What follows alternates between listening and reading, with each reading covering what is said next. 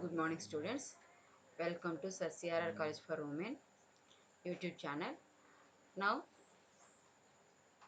మనం మోడర్న్ ఫిజిక్స్లో atomic and molecular ఫిజిక్స్లో నెక్స్ట్ టాపిక్స్ అయినటువంటి స్టెర్న్ గెర్లాక్ ఎక్స్పెరిమెంట్ అలాగే జీమాన్ ఎఫెక్ట్ గురించి ఇప్పుడు స్టడీ చేయబోతున్నాం. సో స్టెర్న్ గెర్లాక్ ఎక్స్పెరిమెంట్ తీసుకున్నట్లయితే కనుక ఇది వెక్టర్ ఆటమ్ మోడల్లో ఇంపార్టెంట్ కాన్సెప్ట్స్ అయినటువంటి స్పేస్ క్వాంటైజేషన్ అలాగే ఎలక్ట్రాన్ స్పిన్కి సంబంధించినటువంటి ఎక్స్పెరిమెంటల్ ప్రూఫ్ని ఇచ్చింది. ఓకే, సో ఆ ఎక్స్పెరిమెంటల్ అరేంజ్మెంట్ చూసినట్లయితే కనుక ఇన్ స్టెర్న్ అండ్ గెర్లాక్ experiment a beam of silver atom is passed through an inhomogeneous magnetic field. The silver atom beam is produced by heating silver in a small electric oven O and then passing the beam through slits S1 and S2. అంటే ఇక్కడ ఏం చేస్తాము అంటే silver ఆటమ్ని heat చేసి దాన్ని ఒక beam రూపంలో ఒక ఇన్హోమోజీనియస్ మ్యాగ్నెటిక్ ఫీల్డ్లోకి పంపిస్తాం. Okay, with the help of slits S1 and S2. ఇది డయాగ్రామ్ ద్వారా మీకు ఇంకా క్లియర్గా అర్థమవుతుంది. చూడండి, here this is the oven, దీన్ని ఓతో రిప్రజెంట్ చేస్తున్నాము. ఇందులో సిల్వర్ని తీసుకున్నాము. ఈ సిల్వర్ని హీట్ చేయడం ద్వారా ఇక్కడ రిప్రజెంట్ చేసినటువంటి ఈ స్మాల్ గ్యాప్లోంచి ఈ సిల్వర్ బీము ఒక నారో బీమ్ రూపంలో వస్తుంది. దాన్ని ఇంకా షార్ప్ బీమ్గా కన్వర్ట్ చేయడం కోసం S1 S2 అనేటువంటి రెండు స్లిట్స్ని ఉపయోగిస్తున్నాం. సో ఈ స్లిట్స్ గుండా వచ్చినటువంటి సిల్వర్ బీమ్ ఏదైతే ఉందో దాన్ని ఇన్హోమోజీనియస్ మ్యాగ్నెటిక్ ఫీల్డ్ గుండా పంపిస్తాం. సో ఎప్పుడైతే ఇన్హోమోజీనియస్ మ్యాగ్నెటిక్ ఫీల్డ్ గుండా పంపించడం జరుగుతుందో ఆటోమేటిక్గా ఆ బీమ్ ఇక్కడ చూపిస్తున్నట్లుగా 2 కాంపోనెంట్స్ కదా స్ప్లిట్ అవుతుంది. ఆ స్ప్లిట్ అయిన దాన్ని మనం దేని సహాయంతో అబ్జర్వ్ చేస్తామంటే with the help of a photographic plate ద్వారా అబ్జర్వ్ చేస్తాం. Okay, so what is mean by inhomogeneous magnetic field? Inhomogeneous magnetic field మీకు అర్థం అవ్వాలంటే ఒకసారి ఈ కింద ఉన్నటువంటి డయాగ్రామ్ చూడండి. ఓకే, ఇక్కడ పైన చూపిస్తున్నటువంటి ఈ 3 లైన్స్ ఏవైతే ఉన్నాయో ఈ 3 లైన్స్ కలిపి ఒక మ్యాగ్నెట్. ఆ మ్యాగ్నెట్లో ఈ ఫస్ట్ పార్ట్ మీకు నార్త్ పోల్ లాగా యాక్ట్ చేస్తుంది. ఇది నైఫ్ ఎడ్జ్ షేప్లో ఉంటుంది చూడడానికి. ఇది నెక్స్ట్ పీపీటీలో ఇంకొంచెం క్లియర్గా చూద్దరు కానీ. ఓకే, కింద ఉన్నటువంటి ఈ భాగం మీకు సౌత్ పోల్ లాగా యాక్ట్ చేస్తుంది. ఎప్పుడైతే ఈ రకంగా ఉన్నటువంటి 2 మ్యాగ్నెట్స్ మధ్యలోకి ఈ సిల్వర్ బీమ్ వస్తుందో అది ఈ ఫీల్డ్ కారణంగా 2 కాంపోనెంట్స్ కింద స్ప్లిట్ అవుతుంది. ఆ స్ప్లిట్ అయినది ఈ ఫోటోగ్రాఫిక్ ప్లేట్లో చూపించినట్టుగా ఒక సింగిల్ లూప్ని చూపిస్తుంది. Okay, so inhomogeneous magnetic field యొక్క ఇంపార్టెన్స్ ఏంటి, అది ఎలా ప్రొడ్యూస్ అవుతుంది అనేది ఇప్పుడు చూద్దాం. సో చూడండి, ఇక్కడ డయాగ్రామ్లో చూడండి. సో ఈ డయాగ్రామ్లో క్లియర్గా మీకు ఇక్కడ ఇందాక డయాగ్రామ్లో చూపించినటువంటి అప్పర్ మ్యాగ్నెట్ ఇది వచ్చేసరికల్లా లోవర్ మ్యాగ్నెట్. ఈ అప్పర్ మ్యాగ్నెట్ ఏ షేప్లో ఉందో చూడండి, నైఫ్ ఎడ్జ్ షేప్లో వచ్చేసింది. ఇక్కడ కింద ఉన్నటువంటి మ్యాగ్నెట్ మాత్రం దీన్ని సిలిండ్రికల్ గ్రూవ్ స్ట్రక్చర్ అని పిలుస్తారు. చూడండి, ఇక్కడ the inhomogeneous magnetic field is produced by having one of the pole pieces of the magnet flat with a cylindrical groove and the other in the form of knife edge parallel to the groove as shown in the figure.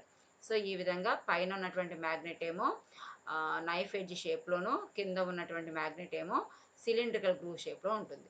So ఈ విధంగా తీసుకోవడం వల్ల ఏమవుతుందంటే ఆ field intensity ఏదైతే ఉందో అది upper పార్ట్లో కొంచెం ఎక్కువగాను, కిందకు వచ్చే కొద్దీ కూడా అది డిక్రీజ్ అవుతూ ఉంటుంది. సో ఫీల్డ్ ఎప్పుడైతే యూనిఫామ్గా ఉండదో అటువంటి దాన్ని ఏమని పిలుస్తామంటే మనం ఇన్హోమోజీనియస్ మ్యాగ్నెటిక్ ఫీల్డ్ కింద చెప్తున్నాం. Okay, so the intensity of magnetic field increases as we go from the centre towards the upper knife edge pole and decreases as we go below towards the lower pole. అంటే suppose ఈ రెండిటికి సెంటర్లోంచి కనుక మనం పై భాగానికి వెళ్తే ఇక్కడ field intensity ఎక్కువగా ఉంటుంది, ఇక్కడికి వచ్చేసరికల్లా ఫీల్డ్ ఇంటెన్సిటీ తక్కువగా ఉంటుంది. అదే ఇక్కడ డయాగ్రామ్లో with the help of these lines సహాయంతో చూపించారు. చూడండి, ఇక్కడ ఈ స్మాల్ రీజియన్లో we have number of lines, అంటే మ్యాగ్నెటిక్ ఫీల్డ్ స్ట్రెంత్ ఇక్కడ ఎక్కువగా ఉంది. ఓకే, ఇక్కడికి వచ్చేసరికల్లా ఆ లైన్సే ఇంత లార్జ్ ఏరియాలో స్ప్రెడ్ అయి ఉన్నాయి కాబట్టి ఇక్కడ ఫీల్డ్ ఇంటెన్సిటీ తక్కువగా ఉంది అని అర్థం చేసుకోవచ్చు. ఓకే, అదేవిధంగా to avoid the deflection of silver atoms by gas molecules the whole arrangement is enclosed in a highly evacuated glass vessel. Okay, ఈ ఎక్స్పెరిమెంట్కి సంబంధించినటువంటి ఆపరేటర్స్ మొత్తాన్ని కూడా ఎక్కడ ఉంచడం జరుగుతుందంటే ఒక శూన్యపరిచినటువంటి గ్లాస్ వెజల్‌లో ఉంచడం జరుగుతుంది. ఓకే. సో, ఆ ఫోటోగ్రాఫిక్ ప్లేట్ మీదకొచ్చి ఆ బీమ్ అనేది పడుతుందని చెప్పాం కదా! సో, ఈ photographic plate records the configuration of the beam after it's passes through the field. అది ఫీల్డ్ గుండా వచ్చిన తర్వాత ఓకే. దాని యొక్క కాన్ఫిగరేషన్ ఏదైతే ఉందో అది ఫోటోగ్రాఫిక్ ప్లేట్ మీద పడుతుంది. సో, అది ఎలా ఉంటుందనేది ఇక్కడ స్టడీ చేద్దాం చూడండి.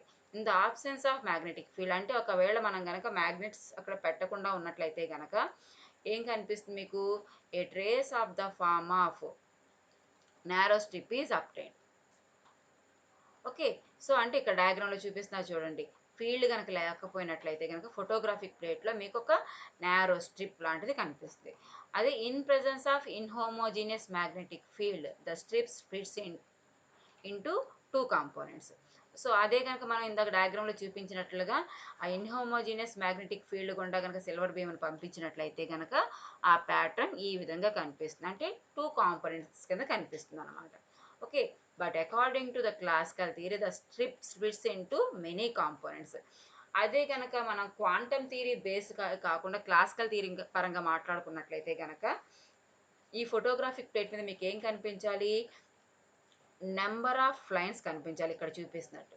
బట్ యాక్చువల్‌గా ఎక్స్‌పెరిమెంట్‌లో మనకెలా కనిపిస్తోంది అంటే, ఈ విధమైనటువంటి ప్యాటర్న్ కనిపిస్తుంది. అంటే క్వాంటమ్ థియరీ ఒబే చేయబడుతుందని ఒక రకంగా అర్థం చేసుకోవచ్చు. ఓకే. సో, 2 కాంపోనెంట్స్ కనిపించడానికి రీజన్ ఏంటి? Here is the reason. So, reason for 2 components in the photographic plate was silver atomic number is 47 and is a monovalent and the electron is in s orbital. అంటే దీని అర్థం ఏంటి అంటే అలా 2 components కనిపించడానికి కారణం ఏంటి అంటే ఇక్కడ తీసుకున్నటువంటి సిల్వర్ యొక్క అటామిక్ నెంబర్ 47. సో, 47 కావడం చేత దాని యొక్క ఇన్నర్ మోస్ట్ ఆర్బిట్స్ అన్నీ కంప్లీట్‌గా ఫిలప్ అయిపోయి ఔటర్ మోస్ట్ ఆర్బిట్‌లో కేవలం సింగిల్ ఎలక్ట్రాన్ మాత్రమే ఉంటుంది. That two outer most orbit కూడా ఏంటిది అంటే ఎస్ ఆర్బిటాల్ అనమాట. సో, ఆ కారణం చేత ఎస్ ఆర్బిటాల్‌లో ఒక సింగిల్ ఎలక్ట్రానే ఉండడం వల్ల దానికి మ్యాగ్నెటిక్ మొమెంట్ ఉంటుంది. ఓకే. సో, ఎప్పుడైతే మ్యాగ్నెటిక్ మొమెంట్ ఉంటుందో వెక్టార్ ఆటమ్ మోడల్ కాన్సెప్ట్ ప్రకారం ఇది కంపల్సరీగా క్వాంటైజ్ అవ్వాలి. అది ఎక్స్టర్నల్ మ్యాగ్నెటిక్ ఫీల్డ్‌లో కంపల్సరీగా అన్ని పాసిబుల్ వాల్యూస్ కలిగి ఉండదు. కేవలం కొన్ని వాల్యూస్ మాత్రమే కలిగి ఉంటుంది. సో, ఇక్కడ ఏం చెప్తున్నారు? The atom possess a magnetic moment which has only 2 possible orientations in inhomogeneous field. So, ఈ మ్యాగ్నెటిక్ మొమెంట్ ఉన్నటువంటి ఈ సిల్వర్ బీమ్ ఎప్పుడైతే ఇన్‌హోమోజీనియస్ ఫీల్డ్‌లోకి వస్తుందో అది కేవలం 2 పాసిబుల్ ఓరియంటేషన్స్‌లో మాత్రమే తిరగడానికి అవకాశం ఉంటుంది. కాబట్టి ఫోటోగ్రాఫిక్ ప్లేట్ మీద మీకు 2 కాంపోనెంట్స్ మాత్రమే కనిపించాయి. Okay. So, the splitting of silver beam into 2 components in inhomogeneous field verifies the existence of electron spin and the postulate of space quantization. So, ఈ సిల్వర్ బీమ్ 2 కింద స్ప్లిట్ అవ్వడం అనేది electron spin అని గాని, లేదంటే space క్వాంటైజేషన్‌ని గాని సక్సెస్‌ఫుల్‌గా explain చేసి మనం ఎక్స్‌పెరిమెంటల్ ప్రూఫ్ గురించి మాట్లాడుకున్నాం. దానికి సంబంధించినటువంటి థియరిటికల్ ప్రూఫ్ గురించి కూడా ఇక్కడ స్టడీ చేద్దాం. సో, అది స్టడీ చేయడం కోసం మనకి expression for displacement of atom along field direction. So, ఎప్పుడైతే ఆటము ఫీల్డ్‌లోకి రాగానే ఏం గమనించారు మీరు? ఆ సింగిల్ బీమ్ కాస్త 2 బీమ్స్ కింద 2 కాంపోనెంట్స్ కింద స్ప్లిట్ అవ్వడం గమనించారు. సో, అంటే దాని యొక్క ఒరిజినల్ డైరెక్షన్ నుంచి అదేమైంది? డిస్‌ప్లేస్ అయింది కాబట్టి ఆ డిస్‌ప్లేస్‌మెంట్‌కి ఇప్పుడు ఎక్స్‌ప్రెషన్‌ని మనం డిరైవ్ చేయబోతున్నాం. ఓకే. దాని సహాయంతో ఈ స్టెరన్ గెర్లాక్ ఎక్స్‌పెరిమెంట్ సక్సెస్ అయిందనేటువంటి విషయం మీకు అర్థమవుతుంది. సో, దానికోసం ఏం చేస్తున్నారు ఇక్కడ చూడండి. Suppose the non homogeneous magnetic field B along Y direction. అంటే ఏం తీసుకున్నాం ఇక్కడ? గ్రాఫ్ చూడండి ఒకసారి. గ్రాఫ్‌లో ఓఎక్స్ అంటే ఎక్స్ యాక్సిస్ మీద అలాంగ్ ఎక్స్ యాక్సిస్ పరంగా సిల్వర్ బీమ్ మూవ్ అవుతోంది. అయితే ఆ సిల్వర్ బీమ్ దేంట్లో వెళ్తోంది? ఇన్‌హోమోజీనియస్ ఫీల్డ్‌లో వెళ్తుంది కాబట్టి, ఆ ఇన్‌హోమోజీనియస్ ఫీల్డ్‌ని ఏం చేస్తున్నాం ఇక్కడ? అలాంగ్ వై డైరెక్షన్ చూపిస్తున్నాం. Okay. The field gradient is dB dY it is positive. అంటే ఏంటి అంటే, మీకు ఆల్రెడీ ఇన్‌హోమోజీనియస్ అంటేనే అర్థం చెప్పుకున్నాము. ఫీల్డ్ గ్రాడ్యుయల్‌గా ఏమవుతోంది? చేంజ్ అవుతుంది. సో, సౌత్ పోల్ నుంచి నార్త్ పోల్‌కి వెళ్ళే కొద్దీ కూడా ఫీల్డ్ స్ట్రెంత్ ఏమవుతుంది? ఇంక్రీజ్ అవుతోంది కాబట్టి, ఇక్కడ వై డైరెక్షన్‌లో కింద నుంచి పైకి వెళ్ళే కొద్దీ ఫీల్డ్ ఇంక్రీజ్ అవుతుంది. పర్ ఎవ్రీ యూనిట్ దాని యొక్క వాల్యూ ఎంత ఇంక్రీజ్ అవుతుందంటే డీబీ/డీవై. దీన్ని ఇక్కడ ఫీల్డ్ గ్రేడియంట్ అని పిలుస్తున్నాం. ఓకే. ఒకసారి ఈ డయాగ్రామ్ని ఎక్స్ప్లెయిన్ చేసుకుందాం చూడండి. హియర్ ఇక్కడ ఈ ఎస్ అని రిప్రజెంట్ చేస్తున్నటువంటి లైన్ ఏదైతే ఉందో అదే ఇక్కడ మనకి మ్యాగ్నెట్. ఏంటి మ్యాగ్నెట్ ఏంటి అంటే ఇందాకే చెప్పుకున్నాము, సింగిల్ ఎలక్ట్రాన్ ఔటర్ మోస్ట్ ఆర్బిట్లో సింగిల్ ఎలక్ట్రాన్ ఉండటం చేత ఈ సిల్వర్ ఆటమ్ ఒక చిన్న మ్యాగ్నెట్ లాగా యాక్ట్ చేస్తుంది. ఓకే, సో ఈ మ్యాగ్నెట్ ఎప్పుడైతే ఈ ఇన్హోమోజీనియస్ ఫీల్డ్లోకి ఎంటర్ అయిందో ఆటోమేటిక్గా అది ఏమైంది, డీవియేషన్కి గురైంది. సో దాన్ని ఇక్కడ ఎక్స్ప్లెయిన్ చేసుకోబోతున్నాం. Suppose L is the length of the magnet, N is north pole, S is south pole అనుకున్నట్లయితే గనక P is the pole strength. Magnetic కంపల్సరీగా ఉండాల్సినటువంటి పోల్ స్ట్రెంత్. ఓకే, ఈ సౌత్ పోల్ దగ్గర మ్యాగ్నెటిక్ ఫీల్డ్ ఎంత ఉంది అంటే అది బి ఉంది. ఓకే, సో ఈ వై యాక్సిస్ పరంగా పైకి వెళ్ళే కొద్దీ ఫీల్డ్ వాల్యూ పెరుగుతుందని మనం ఆల్రెడీ చెప్పుకున్నాం కాబట్టి నార్త్ పోల్ దగ్గర ఫీల్డ్ ఎంత ఉంటుంది అంటే B plus dB by DY L cos theta. Okay, so ఈ సౌత్ పోల్ దగ్గర కన్నా నార్త్ పోల్ దగ్గర ఎక్కువ ఉండాలి కాబట్టి బి ప్లస్ ఉంది. ఒక యూనిట్ పరంగా చూసినట్లయితే ఆ increasing value dB by d y అని ఇందాకే చెప్పుకున్నాం. మరి ఎల్ కాస్ థీటా ఎక్కడి నుంచి వచ్చింది అంటే ఈ డయాగ్రామ్ కనుక మీరు చూసినట్లయితే ఈ లైన్ కొంచెం ఎక్స్టెండ్ చేసినట్లయితే ఇది ఒక రైట్ యాంగిల్ ట్రయాంగిల్ అవుతుంది. సో డిబి బై డివై అనేది ఇక్కడ ఎలాంగ్ వై యాక్సిస్ పరంగా పర్ ఎవ్రీ యూనిట్ వాల్యూ ఎంత ఇంక్రీజ్ అవుతుందో చెప్పేటువంటిది. మరి ఇక్కడ నుంచి ఇక్కడికి వచ్చేసరికి ఒరిజినల్గా ఎంత ఇంక్రీజ్ అవుతుందో తెలియాలంటే ఏం కావాలి మీకు, ఈ డిస్టెన్స్ కావాలి. This distance is equals to ఈ లైన్. ఓకే, సో ఈ లైన్ చూడడానికి ఎలా కనిపిస్తుంది అంటే ఈ ట్రయాంగిల్ యొక్క ఎడ్జ్ అండ్ సైడ్ లాగా ఉంది. Okay, this is hypotenuse. ఇది హైపోటెన్యూస్ వాల్యూ ఏమో ఎల్, ఇది ఎడ్జ్ అండ్ సైడ్ కావటం చేత రెండు తీటా అనేటువంటి యాంగిల్తో డీవియేట్ అయి ఉన్నాయి కాబట్టి ఈ ఫీల్డ్కి మధ్యలో ఉన్న డిస్టెన్స్ ఎంత అవుతుంది, ఎల్ కాస్ థీటా అవుతుంది. సో ఆ కారణం చేత నార్త్ పోల్ దగ్గర ఉన్నటువంటి మ్యాగ్నెటిక్ ఫీల్డ్ ఎంత అంటే B plus dB by DY L cos theta. అవే ఇక్కడ రిప్రజెంట్ చేస్తున్నాం. Pole strength P, length L, field డైరెక్షన్లోకి ఒక మ్యాగ్నెట్ మరొక మ్యాగ్నెటిక్ ఫీల్డ్లోకి రావడం చేత అది డీవియేషన్ గురైంది విత్ యాంగిల్ థీటా. ఒక పోల్ దగ్గర ఫీల్డ్ ఏమో బి, ఇంకొక పోల్ దగ్గర ఏమో B plus dB by DY L cos theta. ఇంక ఇక్కడ మిగిలింది ఏంటి, క్యాపిటల్ ఎం అంటే ఏంటంటే magnetic moment. It is clear that force on one pole of atomic magnet is Pb, while on other pole is P into B plus dB by dy L cos theta. రెండు poles దగ్గర equal magnetic field లేదు, దాని కారణం చేత equal forces పనిచేయటం లేదు కాబట్టి కంపల్సరిగా బాడీ మీద ఏం పనిచేస్తూ ఉండాలి, ఈ రెండింటి యొక్క రిజల్టెంట్ ఫోర్స్ పనిచేస్తూ ఉండాలి. సో ఆ రిజల్టెంట్ ఫోర్స్ని ఎలా క్యాలిక్యులేట్ చేస్తాము అంటే by subtracting the two forces. Okay, so ఈ రెండింటిని సబ్ట్రాక్ట్ చేసినట్లయితే కనుక పీబీ క్యాన్సిల్ అయిపోయి మీకు కేవలం మిగులుతుంది P into d B by DY L cos theta మిగులుతుంది. అయితే పి ఇంటూ ఎల్ని ఎలా రాసుకోవచ్చు, మ్యాగ్నెటిక్ మూమెంట్ కింద రాసుకోవచ్చు కాబట్టి d B by d y M cos theta మిగులుతుంది. ఓకే, సో ఈ రిజల్టెంట్ ఫోర్స్తో సిల్వర్ బీము డీవియేట్ అయింది. అయితే మనకి ఏం కావాలి, యాక్చువల్గా ఎంత డిస్ప్లేస్మెంట్ జరిగిందో కావాలి. సో ద డిస్ప్లేస్మెంట్కి ఫార్ములా ఏంటి అంటే dY equals to half alpha Y T square. DY అని ఎందుకు చెప్తున్నామంటే it is the displacement of silver beam with respect to Y axis. Magnetic field along Y యాక్సిసేగా ఉంది, సో అందుకని దీన్ని వైతో రిప్రజెంట్ చేసాం. ఈ ఫార్ములా ఎక్కడి నుంచో తీసుకొచ్చింది కాదు, ఈక్వేషన్ ఆఫ్ మోషన్స్లో one of the formula S equals to UT plus half AT square formula నుంచి వచ్చింది. ఇక్కడ యూటీఐ వాల్యూ లేదు అంటే ఎస్ సిల్వర్ బీమ్కి ఇనీషియల్గా వై డైరెక్షన్ ఎలాంటి వెలాసిటీ లేదు కాబట్టి యూటీ టర్మ్ లేదు. So half acceleration T square. So alpha వైని యాక్సలరేషన్ అని పిలుస్తున్నాం కాబట్టి ఫ్రమ్ న్యూటన్స్లో దాన్ని ఎలా రాసుకోవచ్చు అంటే force by mass of the atom కింద రాసుకోవచ్చు. అలాగే టీ అంటే నథింగ్ బట్ టైం, టైం ఎలా రాస్తాము, డిస్టెన్స్ బై వెలాసిటీ. సో ఆ డిస్టెన్స్ ఇక్కడ డిస్టెన్స్ అంటే nothing but silver beam travel చేసినటువంటి లెంత్. ఓకే, అలాగే వి అనే సర్కల్లా వెలాసిటీ ఆఫ్ ద ఆటమ్ అవుతుంది. సో ఈ ఫ్రమ్ 1 and 2 ఈక్వేషన్స్ నుంచి వీటన్నిటిని T value alpha Y value వీటన్నిటిని సబ్స్టిట్యూట్ చేయగా రిజల్టెంట్ వాల్యూ ఎంత వస్తుందంటే మీకు d y equals to half capital M by small M cos theta d B by DY L by V whole square వస్తుంది.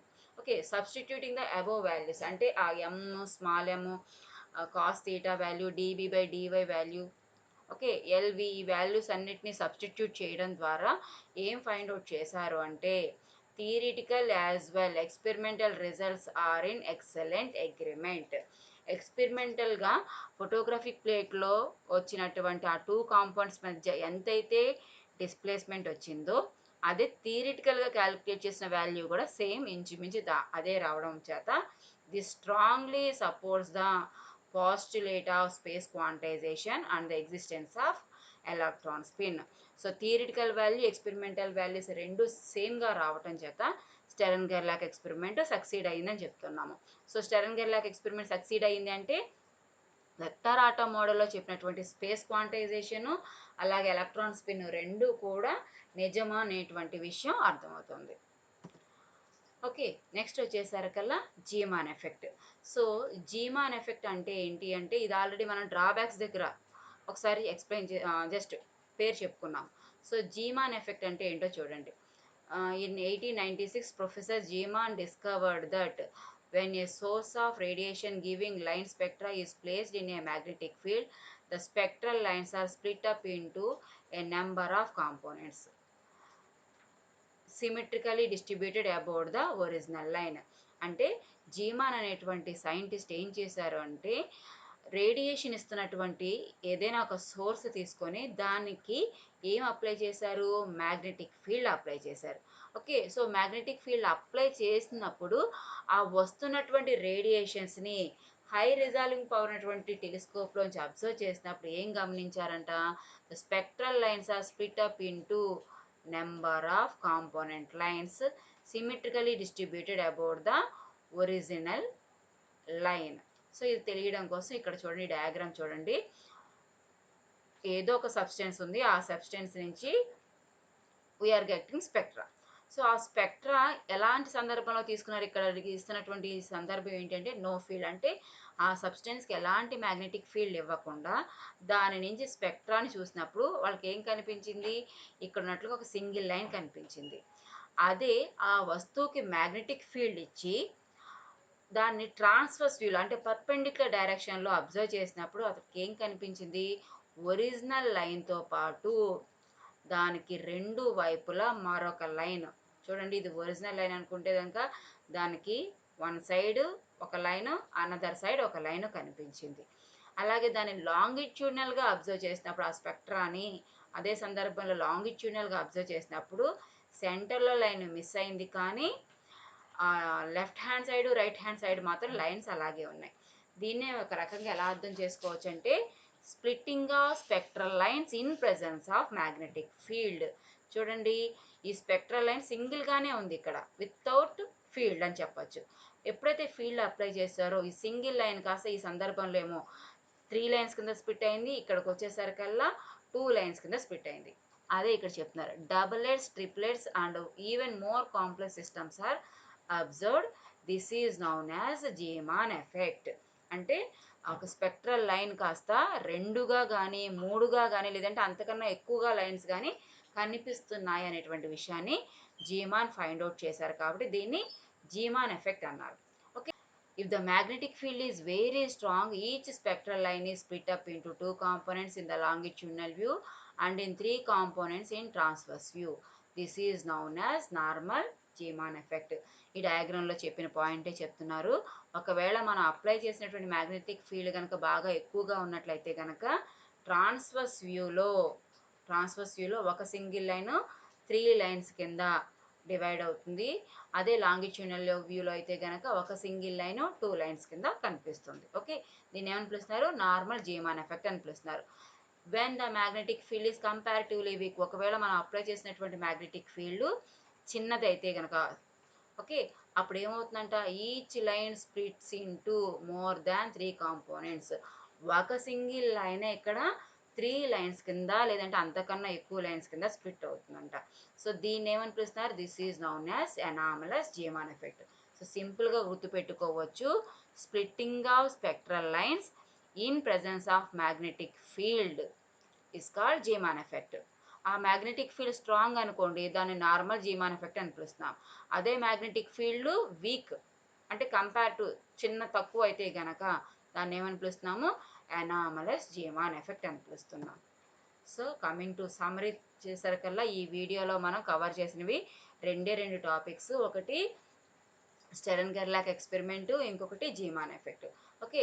So Stern గెర్లాక్ ఎక్స్పెరిమెంట్లో మెయిన్ పాయింట్స్ ఏంటి? Silver beam passed through inhomogeneous magnetic field, the beam splits into two components. ఏం చేసాం? అదే కదా, silver బీమ్ని inhomogeneous ఫీల్డ్లోంచి పంపించాము. పంపించడం ద్వారా ఆ బీమ్, సింగిల్ బీమ్ కాస్త ఏమైంది? టూ కాంపోనెంట్స్ కింద స్ప్లిట్ అయింది. దానికి కారణం ఏంటి? It is due to presence of single electron in outer most orbit and it was S orbit. Okay. దీనికి కారణం ఏంటి అంటే ఎస్ ఆర్బిటాల్లో సింగిల్ ఎలక్ట్రాన్ ఉండడం చేత, అది అవుటర్ మోస్ట్ ఆర్బిట్ కావటం చేత అదొక మ్యాగ్నెట్లా బిహేవ్ చేయడం. సో ఆ మ్యాగ్నెట్ మరొక ఎక్స్టర్నల్ మ్యాగ్నెటిక్ ఫీల్డ్లో ఉండటం చేత, బై ఫోర్స్ కారణం చేత అది టూ కాంపోనెంట్స్ కింద స్ప్లిట్ అయింది. Okay. So the experimental and theoretical values are in good agreement. ఇక్కడ ఒక మంచి విషయం ఏంటి అంటే theoretical values, experimental values prove అయ్యాయి. ఓకే, సేమ్ అని ప్రూవ్ అయ్యాయి. ఇంకా జీమాన్ ఎఫెక్ట్కి వచ్చేసరికల్లా splitting of spectral lines in presence of magnetic field is known as Zeeman effect. Okay. So